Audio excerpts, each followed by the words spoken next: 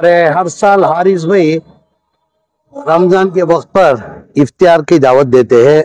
इफ्तियार की दावत पूरी हिंदुस्तान के अंदर इसलिए रखा जाता है कि हिंदू मुसलमान सिख ईसाई सब हम लोग एक है करके एक मोहब्बत बढ़ाने के लिए ये इफ्तियार कोटा रखा जाता है। अल्लाह से मैं दुआ करता हूँ पूरे हिंदुस्तान के अंदर मुसलमान हिंदू मुसलमान सिख ईसाई सब मोहब्बत से जिए करके मैं अल्लाह से दुआ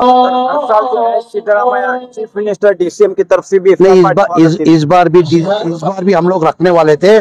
23 तारीख को तय किए थे रखना करके, तो सिद्धरामैया का पाँव का फ्रैक्चर होने की वजह से उस वजह से नहीं रखा गया है, नहीं तो हर साल रखा जाता। तो इसके बाद ईद मिलन प्रोग्राम रखेंगे करके सोच रहा हूँ। This video is sponsored by Max Multi Speciality Hospital, 24/7 emergency trauma and critical care center with advanced services, located at Hagarga Circle, Ring Road, Gulbarga.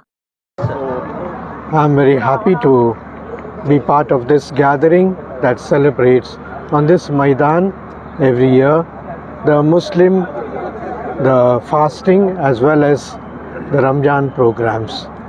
What strikes me very much is Mr. Harris, who has called us, is very much involved in the humanitarian works, and the works that he does is not only for one community but for all the communities.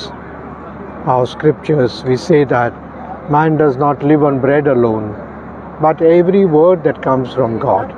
So also our life does not depend on the work and especially that we do for each other. I wish Mr. Zamir Ahmad, Mr. Harris and all the Muslim leaders here, Muslim brothers and sisters, a very happy feast of Ramjan that is to come. God bless you.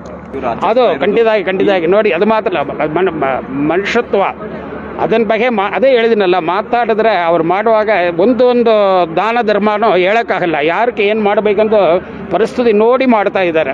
ಆ ಥರ ಮನಸ್ಸು ಬರಬೇಕಂದ್ರೆ ಇಲ್ಲಿ ಚೆನ್ನಾಗಿರಬೇಕು, ಇಲ್ಲಿ ಮಾತ್ರ ಮಾತಾಡಿ ಮಾಡಿದ್ರೆ ಸರಿ ಹೋಗಲ್ಲ.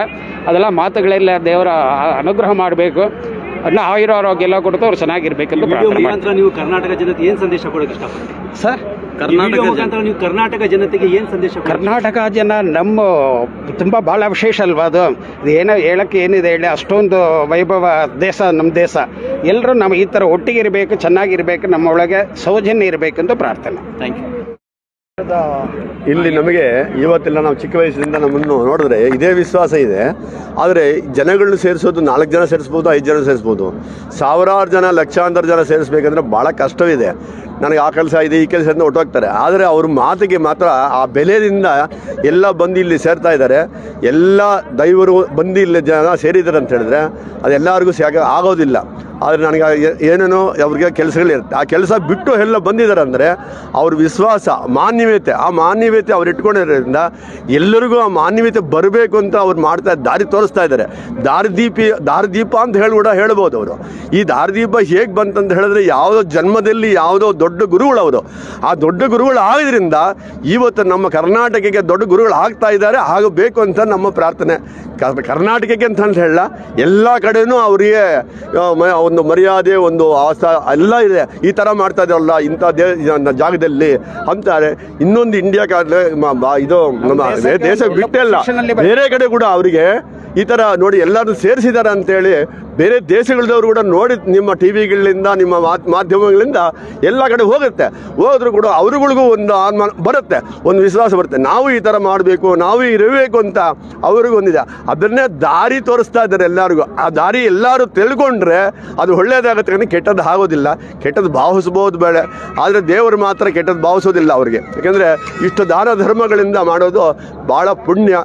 ಅವರ ತಾತ ಮುತ್ತಾತಗಳು ಯಾವುದೋ ಜನ್ಮದಲ್ಲಿ ಮಾಡತಕ್ಕಂಥ ಆ ಫಲವು ಇವರ ಆತ್ಮಕ್ಕೆ ಬಂದು ಆ ಆತ್ಮ ಹಂಗೆ ಆಡಿಸ್ತಾ ಇದೆ. ನಾನು ಹಿಂಗೆ ಮಾಡಬೇಕು, ಹಿಂಗೆ ಮಾಡಬೇಕು, ಹಿಂಗೆ ಹೋಗ್ಬೇಕು, ಹಿಂಗೆ ಮಾಡಬೇಕು ಅಂತ ಇದೆ ತಾನೆ. ಅವ್ರಿಗೆ ಭೇದ ಭಾವವೇ ಇಲ್ಲ. ಆ ಭೇದ ಭಾವ ಇಲ್ಲದ್ರಿಂದ ನಾವು ಇಷ್ಟು ಜನ ನಾವು ಇಲ್ಲಿ ಸೇರಿದ್ದೀವಿ. ನಮಗೆ ಅಣ್ಣ ತಮ್ಮದ್ರ ಥರನೇ ಅವರು, ನಮ್ಗೆ ಬೇರೆ ಥರ ಇಲ್ಲ. ನನಗೆ ಫೋನ್ ಮಾಡೋವಾಗ ನನಗೆ ಒಂಥರ ನಡ್ಕ ಬಂದುಬಿಡ್ತು, ಏನಪ್ಪ ಇವ್ರು ಫೋನ್ ಮಾತಾಡ್ತಾ ಇದ್ರೆ ನನ್ನ ಬಾ ಅಂತ ಹೇಳಿದೆ. ಆ ಥರ ಅದೊಂದು ವಿಶ್ವಾಸ, ಆ ವಿಶ್ವಾಸದಿಂದ ನಾವು ಇವತ್ತಿಲ್ಲಿಗೆ ಜಾಗಕ್ಕೆ ಬಂದಿದ್ವಿ. ಇನ್ನೂ ಆರೋಗ್ಯ ಕೊಟ್ಟು ಅವ್ರ ಕುಟುಂಬ ಸಮೇತವಾಗಿ ಎಲ್ಲರಿಗೂ ಆಗಲಿ.